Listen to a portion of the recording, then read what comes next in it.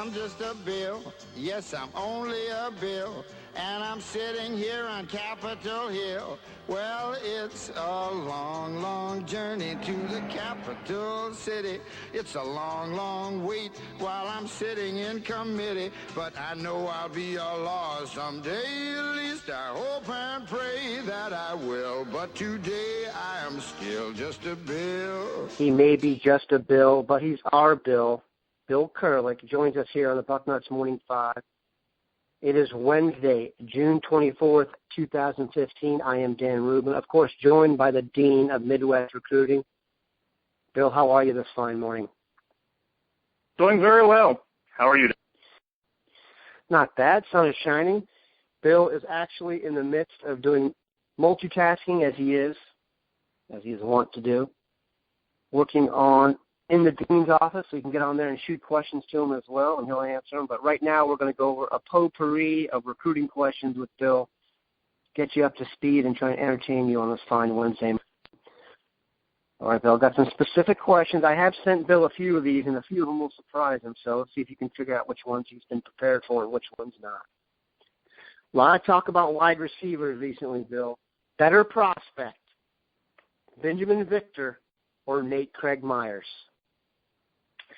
True, that's a tough question, and that they're both there's no doubt about it. But I think it really comes down to what you're looking for. Seeing Binjimin Victor in person on more than one occasion, I've been tremendously impressed with him. He's a big kid at least as far as height goes. He's not filled out yet, but he's a tall kid. But he has very good speed. He's faster than you would expect somebody that's pushing 6'5". On the other hand, Nate Craig Myers is a dynamic wide receiver, not quite as tall. But, if you're looking for a tall guy, obviously Victor is the guy. Craig Myers, on the other hand, again, is electric and dynamic, just not quite as tall.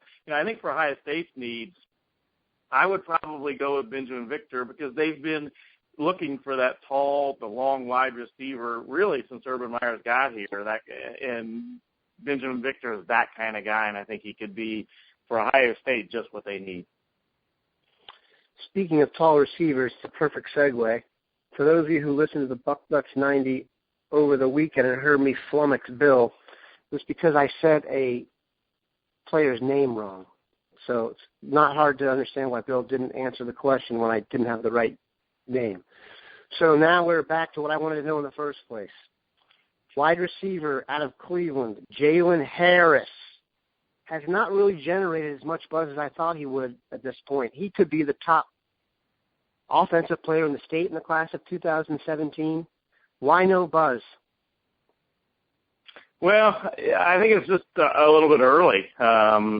The class of 2017, they've already got a great start to it, certainly. It's number one in the country in 247 sports rankings. But 2016 is not finished. In fact, even though Ohio State has 16 commitments, it's a long way from being finished, the class of 2016, because there are so many great players still out there that Ohio State has a very realistic chance to get, particularly when you talk about the defensive tackle position, which is what so many people want to talk about right now.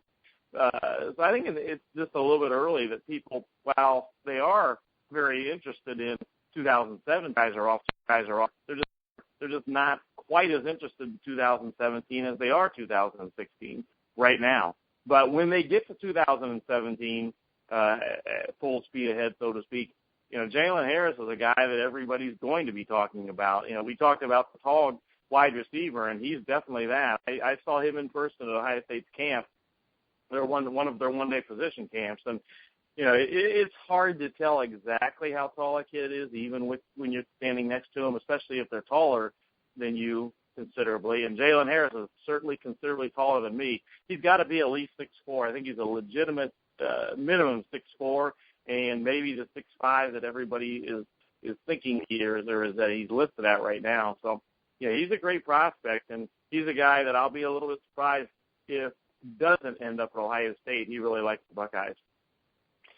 Fair to say they could line up Jaylen Harris and Trevon Grimes eventually out on the wings? Oh, I think it's very fair to say. I'll be very surprised if Trayvon Grimes. I will be shocked if he's not a Buckeye. And in fact, I wrote this week in one of my columns that I think Trayvon Grimes will likely be a Buckeye come Friday Night Lights, in the end of July. And I think that's the likely time that he commits to Ohio State. So those wanting the tall receivers, we may get it in droves here, starting with the class of 2017.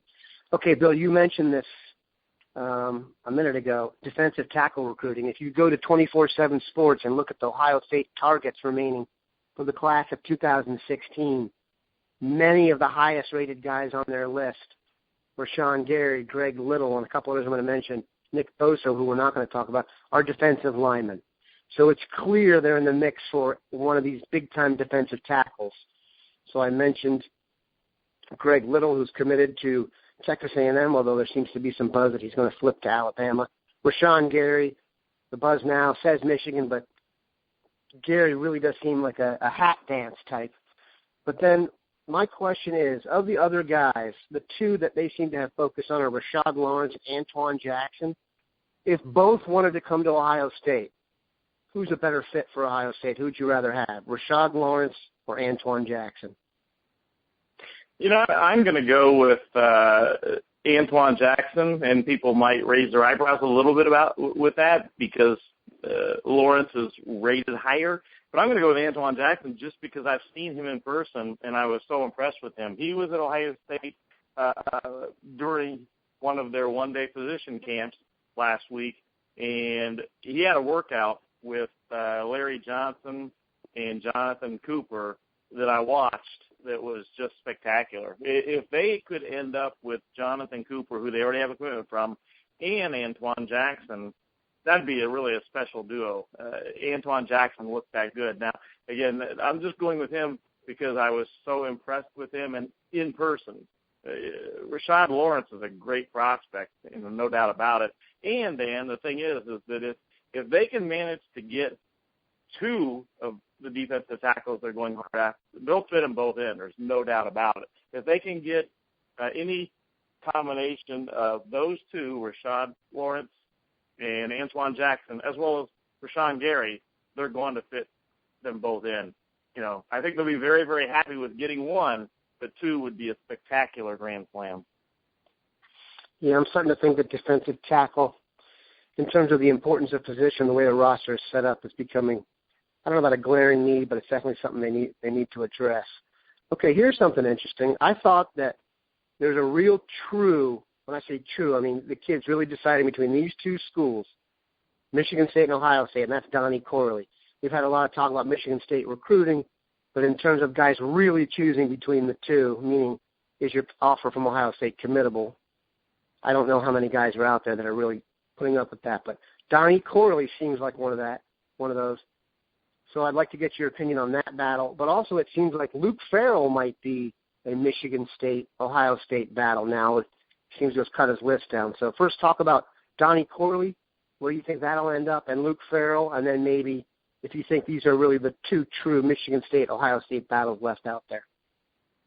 I think they're both Ohio State, Michigan State battles, and that they're both guys that Ohio State has committable offers out to. They want both of those guys, Corley and Farrell. So, and you know Michigan State wants both of them too. So I think that they are kind of get back to the first part of your question, committable and true battles. You know, with Corley, you know that's one that you know actually I'm going to be writing about soon. Is that it could go either way. It is so close right now, and I think anybody that tells you for sure they know where Donnie Corley's going is basically, you know, I guess I'm going to say I don't think Donnie Corley knows right now where he's going. The key for Ohio State is to get him back on campus to visit again, and he has been saying that he's going to do that. And if you're a Buckeye fan, which just about everybody probably on this listening right now is, you know, you really hope he gets back on campus. And if he does, I think Ohio State's got just as good a shot, maybe even a little bit better shot of getting him away from Michigan State. So we'll see. But that one is too close to call right now. Farrell, it's interesting. He's had Ohio State at the top of his list. But he's continued to take these visits, and the lead, I guess you'd say, it's become a much tighter race as he's seen these other schools, as he's seen Boston College, as he saw Penn State, as he's seen Michigan State. So, which way that one goes, that's hard to say right now, too. I think I'd still tend to favor Ohio State. But, again, it's going to matter a lot, I think, on does he get back to Ohio State. He's talked about making it back to Friday Night Lights. That's not a definite. If he does, I really like Ohio State's chances. Ohio State already has a highly rated tight end in the class in Jake Hausman out of Moeller. Do you think that is helping or hurting Farrell's recruitment? Recruits will tell you, and this is a pretty standard thing, that they're not worried about who else is there. And I don't think that Luke Farrell is thinking that Jake Hausman is a better prospect than him. I've seen them both, and they're both great, and I wouldn't hesitate. I really think Hausman is a fantastic prospect, but I wouldn't hesitate to say that Luke Farrell is just as good or better. Luke Farrell is the real deal. So, I don't think he's necessarily worried that Hausman's a better football player than him. But I think, more like most prospects, they're going to take a look at the depth chart and see who's there. And, he knows Hausman's going to be there. He knows that Ohio State, while they're certainly not stocked with tight ends, they're not barren either by any stretch of the imagination. They've got, some guys come in, and obviously Van Ness is a senior right now, and he's going to be done after this season. So when Luke Farrell would get there, he won't be there. But still, there's always going to be competition in Ohio State. When you're the national champions, when you're the best in the country, then there's probably going to be a little bit more competition than at most other schools. So I think he's going to look at everything. But I wouldn't necessarily say he's afraid of Jake Hausman being a better football player than him. All right, a couple fun ones to finish off here, Bill. More likely to ultimately be a Buckeye, George Hill or Jordan Fuller? As far I think basically that there's a very good chance that both of them will be Buckeyes, because I like Ohio State's chances with Jordan Fuller. He's consistently told me that Ohio State is up there as one of the top schools on his list. When he's been here, he's raved about what Ohio State is like.